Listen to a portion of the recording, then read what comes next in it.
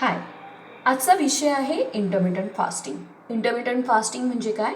एका ठराविक दिवसाच्या वेळेमध्ये तुम्ही उपवास करताय आणि नंतर तो उपवास सोडताय.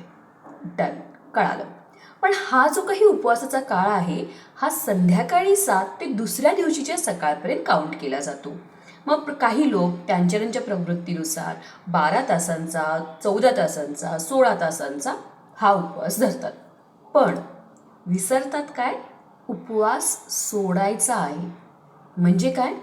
या ज्या काही वेळेमध्ये तुम्ही उपवास करताय, युजली हा इंटरमिटंट फास्टिंगमध्ये रात्रीचा वेळ धरला जातो आणि या वेळेमध्ये तुमचं मेटाबॉलिझम ऑलरेडी स्लो झालं आहे.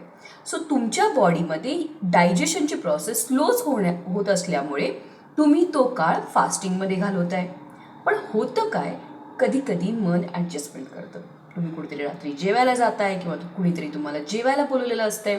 तुम्ही रात्री 9 वाजता डिनर घेतल्यानंतर हा 12 तासाचा गॅप भरून काढताना सकाळी 9 किंवा सकाळी 10 असा कॅल्क्युलेट केला जातो आणि बऱ्याचदा ब्रेकफास्ट स्किप केला जातो.